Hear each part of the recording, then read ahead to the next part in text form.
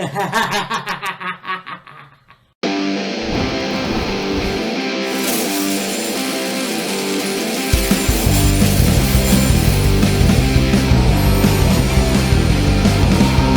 said, she'll take me anywhere, she'll take me anywhere, as long as she stays with me. She said, she'll take me anywhere, she'll take me anywhere, as long as I stay queen. Kiss, kiss Molly's lips, kiss, kiss Molly's lips, kiss, kiss Molly's lips, kiss, kiss Molly's lips.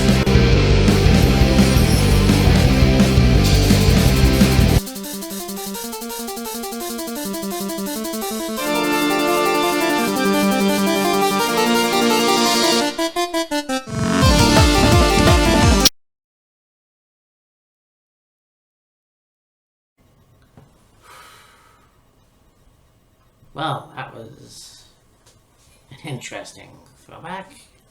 Amy Matt here, and as promised, another Payback review. Check out the other one I just did for 2013, debut of Payback, and 2017. Yeah, this was doozy. I mean, a lot of these matches were like rematches of WrestleMania. So, yeah, that was weird. This was kind of like, yeah, I was very excited watching the prediction video we did, Kyle and I, for Wheels of Fury. It was like very, very cool. So, well, A, go back, and B, see how excited I was for one particular match, which we'll get to in a second, but I mean, did it lay out? I obviously did a review for it, but let's talk about it now, I guess.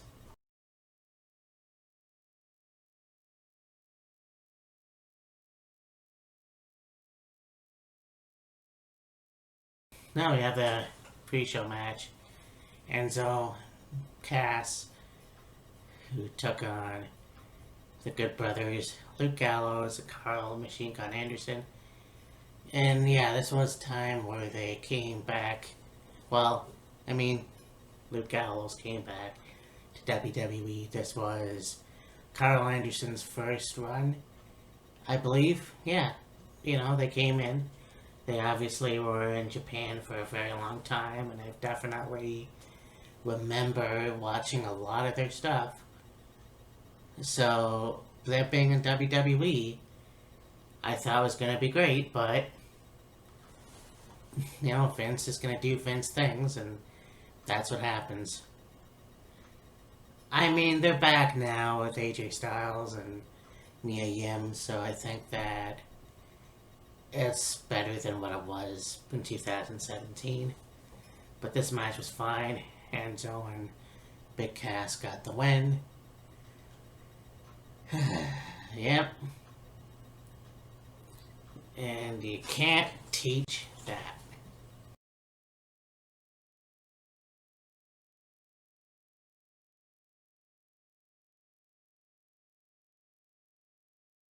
Then we go on to this match. Yeah. United States title.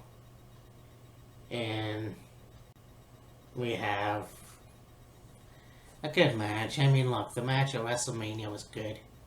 It started off the show, which apparently Chris Jericho fucking hated. Wait. No, I think it was the second match. I'll look it up. But whatever. Anyways, this was good. There's a lot of good back and forth. Obviously, Kevin Owens being the Mr. America gimmick or whatever he calls it. And yeah, you honestly thought that Kevin was gonna win. There was a point where Chris put him in the walls of Jericho, and you have Kevin put his finger on the rope break. Chris Jericho did end up going over, becoming, for the first time, the United States champion. So automatically that made him the Grand Slam champion. in WWE, so that's actually very fucking cool. I enjoyed that. I just wish they would have pulled the trigger at WrestleMania, but obviously they didn't. And, just the storyline and everything, but it is what it is.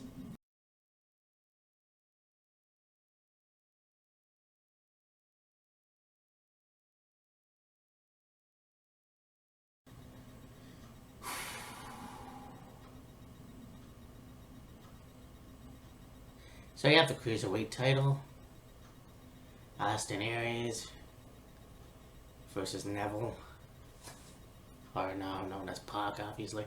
Actually, you know what? Thinking about it now, he was Pac in the independent scene before coming into WWE, so yeah.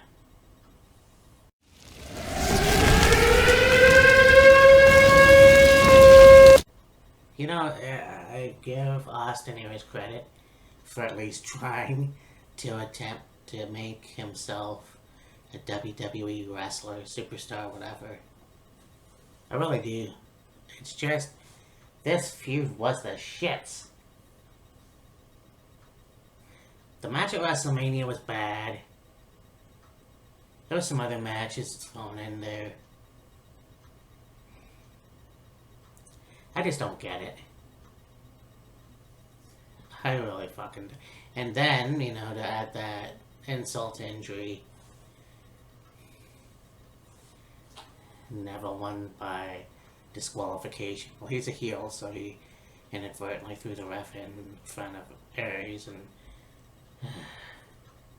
yeah.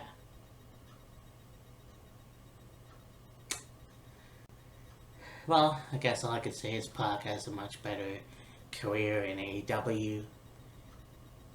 I think it's a good career. He's already been multiple champion. Somewhat. He hasn't captured the heavyweight title, but it is what it is. Austin Aries is smoking pot somewhere and wherever, and yeah, I'm not even sure if he's still wrestling, but yeah, this feud was dumb. It really was. It tarnished Austin Aries' WWE career, and I don't know why. Well, I know why, but I just don't get it. Neville could have had a good career onwards. They turned him heel. He became the king of the cruiserweights, which is kind of like he did back in the Indies, but I just don't get it. But it's just fucking dumb.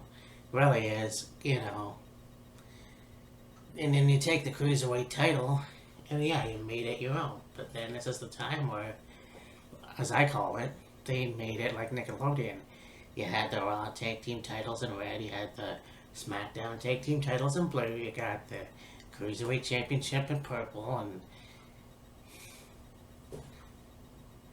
well, it's more or less like Mighty Morphin Power Ranger shit, so I just don't get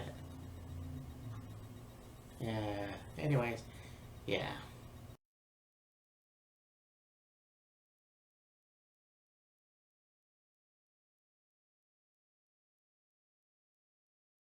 Then you have the Hardy Boys versus Cesaro and Sheamus. Speaking of the Raw Tag Team titles and this match, so you have WrestleMania 33, and you have the Hardys as a surprise fourth opponent tag team for the ladder match. They won the titles, and this match was good, and I think that this is the point where Cesaro and Sheamus were face going in, and a very good match, very hard hitting, but the Hardys ended up retaining the titles, and then Sheamus and Cesaro, or Cesaro as I called them, beat the shit right out of the Hardys. So, yeah, they had implemented their heel tag team thing, and yeah, unless they were healed before, which I don't think so. But it was just like,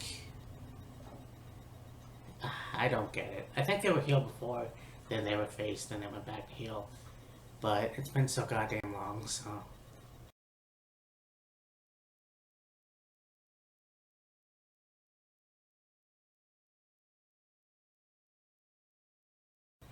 And he got singles match for the Raw Women's title by Bayley Alexa Bliss versus Bayley. And, I thought about it watching this match again, and it's like, these two women had a lengthy feud. Like, they started in 2017. Basically, they dropped off for a while, and then it came back at it late 2018, and then they had their match at TLC. This Kendall stick on a pole match, bro. And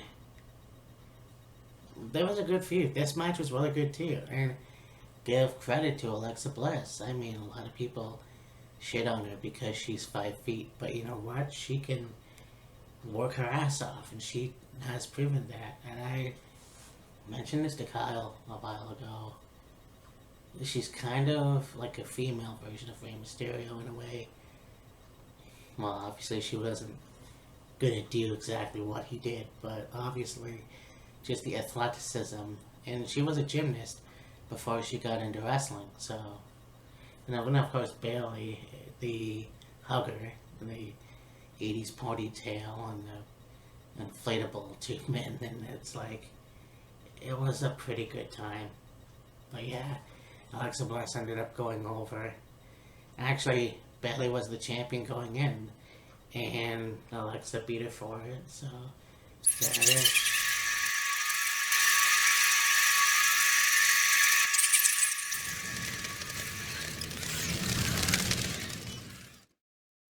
This match, the House of Horrors, and Bray Wyatt versus Randy Orton, and I honestly marked out for this match. I didn't know what it was. I was obviously looking forward to it. And so, yeah, this was fun.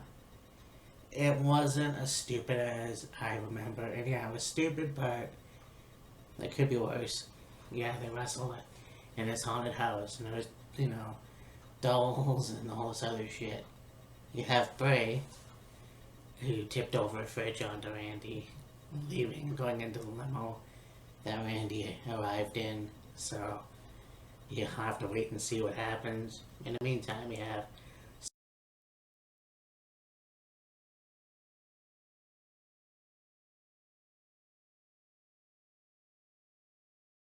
Samoa Joe and Seth Rollins.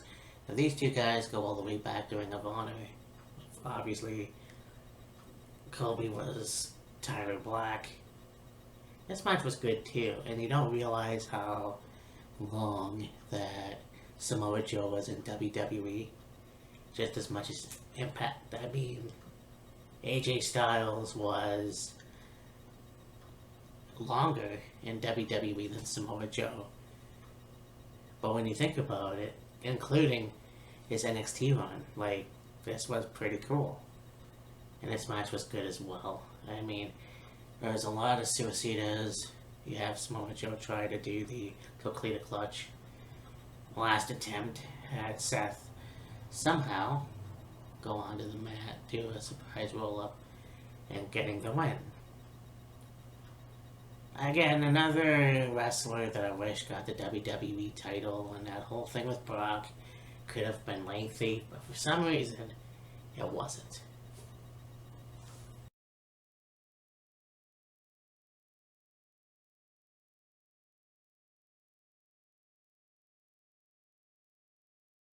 And then you have the main event, Braun Strowman versus Roman Reigns. This feud was actually pretty good.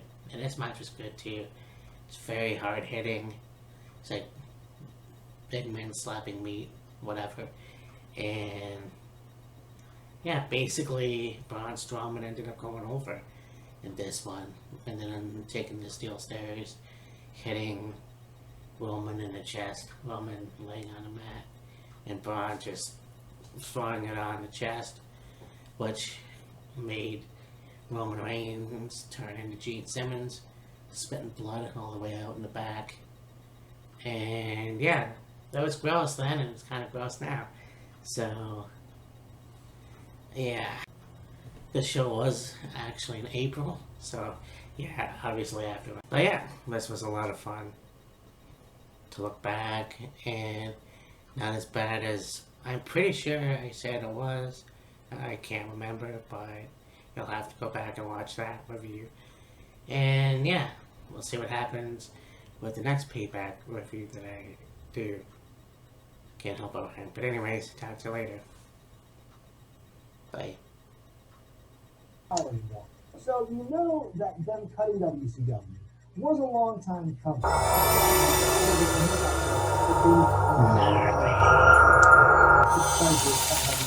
I don't think that's the case at all. If you look at some of his earlier interviews, like